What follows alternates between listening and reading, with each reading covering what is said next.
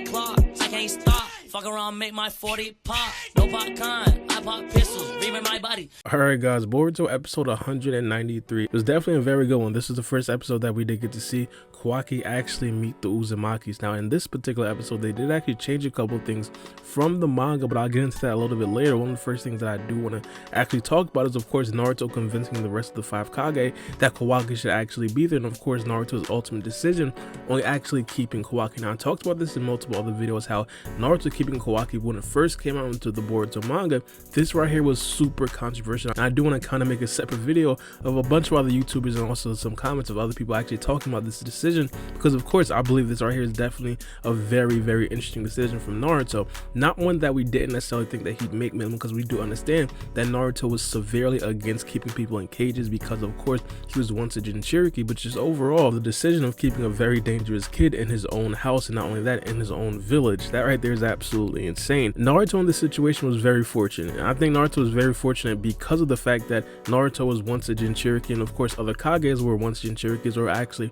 was around other Jinchurikis as well. Now I believe if this is like a staff of just Shikamaru, Chojuro, and then Tsuchikage, I 100% doubt that they'd actually come to this conclusion, mainly because they just wouldn't necessarily know how that would feel. But of course with the input of Naruto, Gaara, and of course the Raikage, then they kind of got a little bit warmed up to the idea. I personally think that Shikamaru 100% is going to be against this. One of the things that I definitely do want to see is a little bit more internal struggles in the Boruto manga. We didn't necessarily get to see a lot of that because of course the Boruto manga was going like 100 miles per hour, but in this particular situation I think it could go a little bit slower, and then we could kind of get some backstory about exactly how Shikamaru and exactly how some of the other Kages, or possibly even some higher up Jonins in other villages as well. That right there would definitely be very interesting. Now one thing that we didn't necessarily get to see in the Boruto manga that was actually introduced into this episode was of course the closure of Mujino. Now I'm not 100% sure if this is going to be the last that we do hear from Mujino. It's very possible that we might get some references from Mujino, and of course I wouldn't necessarily be surprised if in the future we do get to see some sort of funeral from Mujino. But in this episode right here we did get some well-needed references to Mujino. As I said, in the Boruto manga we didn't get any of this, and I think it's largely because we didn't necessarily know exactly who Mujino was. When the Boruto manga first actually came out, I mean the first time that we did actually get to see Mujino was when he actually died, and of course if you don't necessarily have any emotional connections to the character, you're just seeing a random Jonin die, you probably wouldn't care. The Boruto writers in the manga probably thought that they didn't necessarily need to add any sort of closure in the Boruto manga, and of course that right there was 100% justified. But I really like how they did add this. But now the scene and stuff was also interesting as well. You got to see the dynamic of Boruto and Konohamaru going to Mujino's apartment, and then Boruto knowing a bunch of things that Konohamaru doesn't necessarily know about Mujino, because of course Mujino doesn't necessarily want to talk about his problems to his best friend. He thinks that's 100% unethical. When this episode first came out, I was a little bit bummed out, mainly because I understood what was going to happen with Mujino. A lot of the anime onlys didn't necessarily understand, and of course a lot of you guys were kind of confused about exactly why we're getting so much character development from Mujino. And I also didn't want to see this episode where Boruto and Mujino were talking amongst each other, because of course we were waiting for chapter 16 to be adapted into the Boruto anime, which we did get to see. Specifically, that was when Victor died, and of course the Kata organization met up and they talked about how they lost the vessel, which was Kawaki.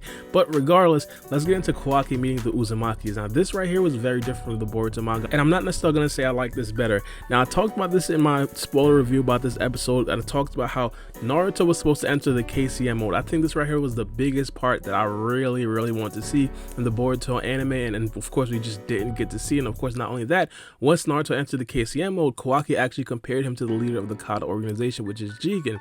Now some of the anime onlys didn't necessarily hear that, but once Naruto entered the KCM mode, which is the Kurama mode, Kawaki then said that Naruto might actually be as strong as Jigen. But the overall scene was cool, even though they changed a bit of stuff that I didn't necessarily want them to change. One of the things that we do get to see in this episode as well is that Kawaki does have a heart. I mean, of course outwardly we understand that Kawaki is a savage, Kurota is basically a demon at this particular point, and once we got to see exactly what he did to Garou, but he still does have a soft side in his heart, and we got to see that a couple episodes ago when Kawaki was literally about to rampage and basically destroy a part of the Hidden Leaf Village. He basically saw that he was going to hit a kid, and then he redirected his blast. Of course in this particular situation the vase was the big thing, and of course Kawaki broke the vase. Now Kawaki didn't necessarily care about the vase, but Kawaki cared that him Himawari cared so much about the vase, so that basically made Kawaki feel a little bit bad. I personally think that Kawaki and Himawari are probably going to eventually be the best of friends, just because I think that Kawaki has a big heart for younger kids like that. Of course, he wants to shield other people, make sure that they don't necessarily have the same backstory or the same experiences that he had. Boruto is a completely different story. I think that Kawaki just wants to put Boruto in his place,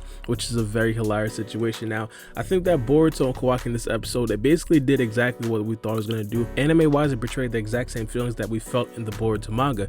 The main difference in this particular situation is the fact that Boruto confronted Kawaki for completely different reasons. Now, at this particular point after this episode, the only thing that we should actually be looking forward to, I mean, of course, from this particular scene right here, is of course Kawaki warming up to Boruto and warming up to Naruto and the Uzumakis a little bit more. I think just because of this episode, just because of the nature of what Kawaki has been through, he's going to be on edge. He's going to feel like Naruto has some sort of ulterior motive. And of course, Naruto does have some sort of ulterior motive, but Naruto, his ulterior motive isn't necessarily going to be as heinous as like Jigen's or as heinous as other people's out there. Even Victor had something in mind for Kawaki. We have absolutely no idea what kind of sick thing that he was planning with Kawaki, but regardless, it's just absolutely insane the things that Kawaki had went through, and now to be in this particular situation, living at the Hokage's house, the most powerful man arguably in the whole ninja world, and is basically being pampered. I mean, people call Boruto Lord Boruto, even though Boruto doesn't necessarily want to be treated like that. Kawaki, I think he's probably going to take all that in stride. He's probably going to love being called like Lord Kawaki or something like that, and just seeing the intricacies and the everyday lifestyle that Kawaki is going to go through, and of course the culture shock that Kawaki is going to feel that we didn't necessarily get to see in the Boruto manga. I'm going to absolutely love that. But I do want what you guys think about this episode in the comment section below. As I said, I think it was definitely a very good episode. I definitely recommend a lot of you guys actually watch this episode. I personally think that we might not necessarily know it right now, but this episode is definitely going to be one of the more legendary episodes. The first time that Kawaki actually met the Uzumakis. But it's been a boy, Barbie, and we out. It's a knife.